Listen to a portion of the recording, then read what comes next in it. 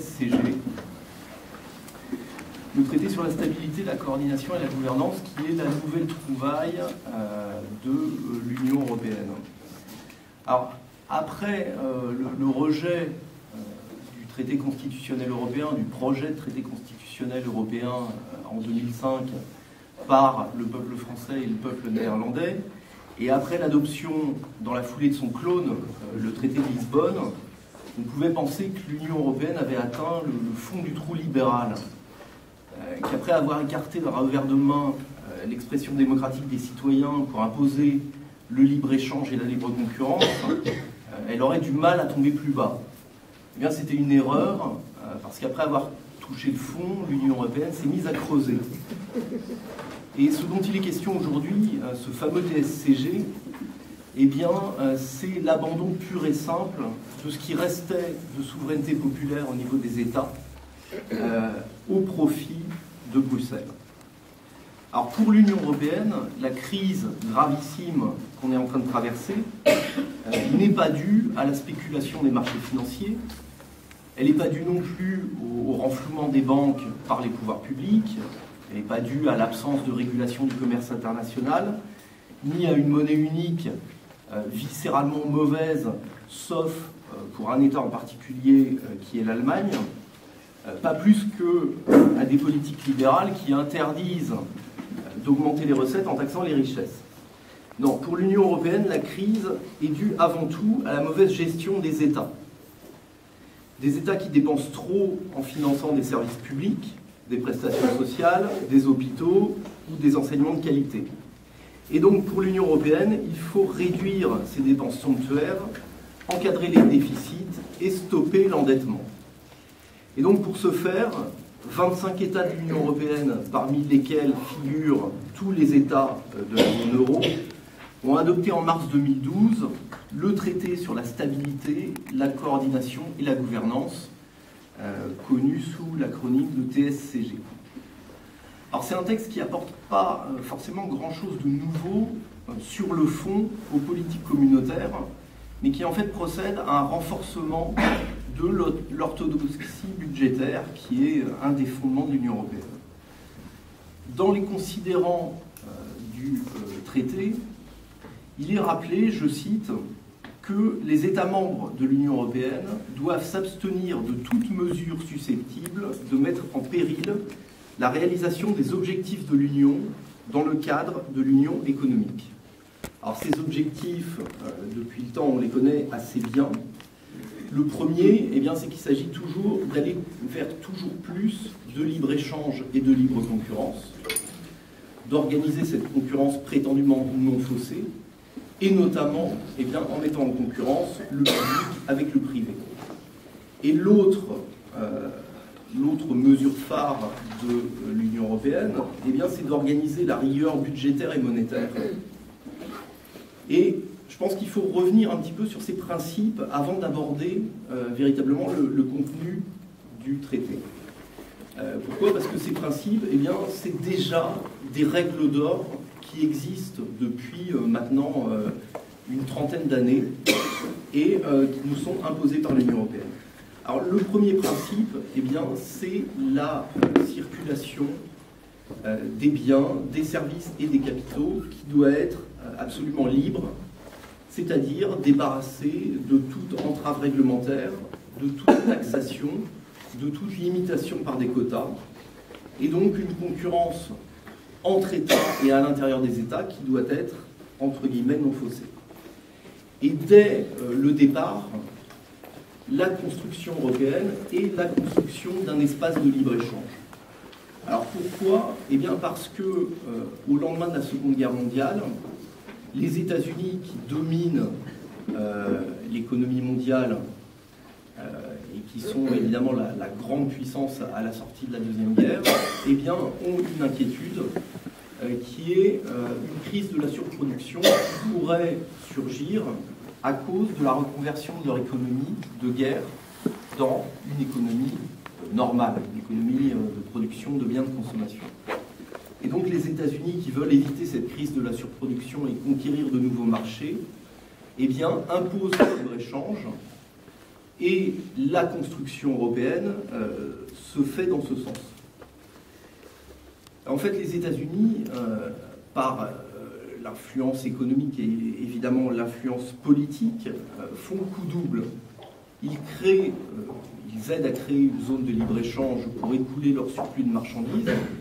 Et bien sûr, ils essayent de faire barrage au communisme et de contenir la progression des idées communistes.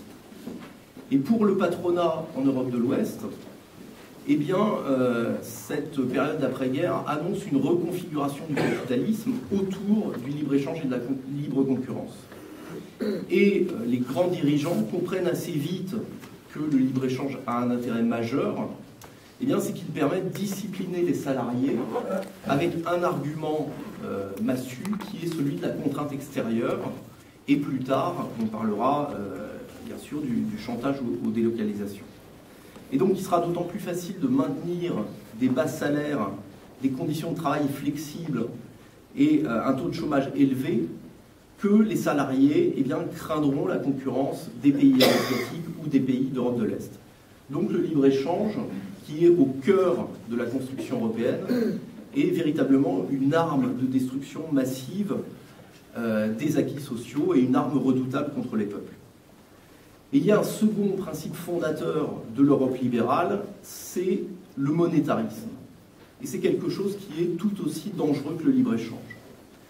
Le monétarisme, c'est un principe selon lequel eh bien, il faut supprimer l'intervention de l'État en matière de politique monétaire et se plier à des règles automatiques. Et parmi ces règles, il y en a deux qui sont extrêmement importantes. La première, c'est qu'il faut limiter l'inflation, la hausse des prix, mais aussi la hausse des salaires, eh bien, en limitant la création monétaire.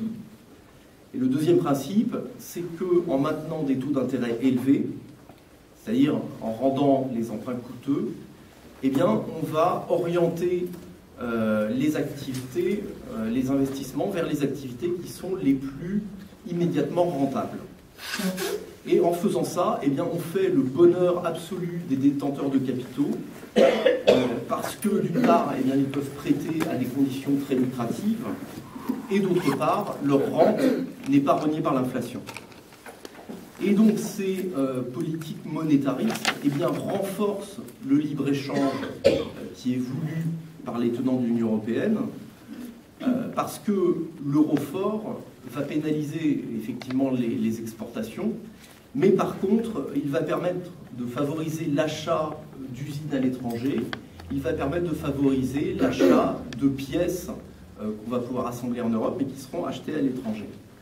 Et là, la boucle est bouclée, parce que, eh bien, on permet à des entreprises comme Renault ou comme Peugeot, par exemple, eh bien, d'acheter des usines ou de s'approvisionner au Brésil ou en Roumanie, dans les pays de l'Est, et on permet, grâce aux règles du libre-échange, eh bien, à ces firmes de vendre leur production sans aucune entrave. Et donc, les fermetures d'entreprises qu'on connaît, et celles de PSA par exemple, ou le saccage de la sous-traitance automobile qu'on connaît bien dans une région comme la Vienne, ont une seule et même cause, ce sont les politiques commerciales et monétaires de l'Union européenne. Alors, vous le savez sans doute, un grand coup d'accélérateur a été donné à ces politiques au milieu des années 80, quand, à partir de 1985, l'horrible Jacques Delors a commencé à négocier l'acte unique, un acte unique qui lui vaudra les félicitations et des marchés financiers, et d'Helmut Kohl et de Margaret Thatcher. Et cet acte unique, eh bien, c'était un traité qui organisait la communauté économique européenne, donc l'ancêtre de l'Union européenne, autour du libre-échange, et qui prévoyait l'adoption de centaines de directives de libéralisation et de dérégulation, et des directives dont on a pu voir le flot ininterrompu arriver et transposer dans le droit français, avec par exemple la directive postale, la directive ferroviaire, la directive service, j'en passe et des meilleurs. Et le second coup d'accélérateur qui a été donné à cette construction ultralibérale de l'Union européenne, eh bien, ça a été en 1992, avec l'adoption du traité de Maastricht, qui préparait la monnaie unique et qui déjà prévoyait des mesures de rigueur monétaire et budgétaire. Puisque si vous vous souvenez, on avait ce qu'on appelait des critères de convergence que devaient satisfaire les États et qui étaient, entre autres, la stabilité des prix et également des salaires, un déficit maximum autorisé de 3% du PIB et un endettement public maximum de 60% du PIB. Et le TSCG, contre lequel nous allons nous mobilisons dès aujourd'hui, en fait donne un tour de vis supplémentaire à ces critères de Maastricht. D'abord, ce texte, mais ce n'est pas une surprise, réaffirme les exigences qu'on avait au moment de Maastricht, d'équilibre budgétaire et de maîtrise de la dette. Mais il va plus loin, puisqu'il estime que le déficit structurel d'un État, c'est-à-dire le déficit corrigé des variations de la conjoncture, ne doit pas dépasser 0,5% de son PIB. Et surtout, et c'est sans doute là le plus grave dans ce texte, c'est qu'il fixe des règles de retour dans le droit chemin libéral et des sanctions automatiques pour les États déviants. Alors, pour vous donner quelques ordres de grandeur, en France, ramener le déficit dans la limite autorisée de 0,5% signifierait procéder à 87 milliards d'euros d'économies par an. 87 milliards. Et ramener l'endettement à 60% du PIB supposerait de trouver 26 milliards supplémentaires d'économies. Ce qui nous fait un total à 113 milliards de dépenses qui doivent être coupées pour satisfaire aux critères de Bruxelles. Alors on ne parle même pas évidemment de ce que ça représente comme saignée pour des pays comme la Grèce, comme l'Espagne, comme le Portugal ou comme l'Italie. Et donc pour atteindre ce niveau totalement délirant d'austérité, un État doit présenter un programme de réforme contraignante à la Commission et au Conseil européen. D'autre part, ces projets d'émission de dette doivent également être visés par Bruxelles. Et donc, en cas de non-respect de ces engagements, si jamais un État dépasse ses 60% d'endettement, c'est 0,5% de déficit public, eh bien, on a un système de sanctions qui est quasi automatique. Alors, pourquoi quasi automatique ? Eh bien, parce que les sanctions sont automatiques, sauf si une majorité qualifiée d'États s'y oppose. Une majorité qualifiée à 72% des voix au Conseil européen. Et donc, si le pays est sanctionné, à partir de ce moment-là, la Commission pourra intervenir directement dans l'élaboration du budget d'un État pour demander des réformes structurelles, ce qui est le terme politiquement correct pour parler de politique de rigueur. Donc, en clair, ce traité est une arme de destruction massive de la souveraineté populaire et de la démocratie représentative. Parce que si on fait le compte, on avait déjà des législateurs qui passaient le plus clair de leur temps à transcrire en droit français des directives européennes ou à appliquer des règlements européens, à mettre en conformité le droit national avec le droit européen.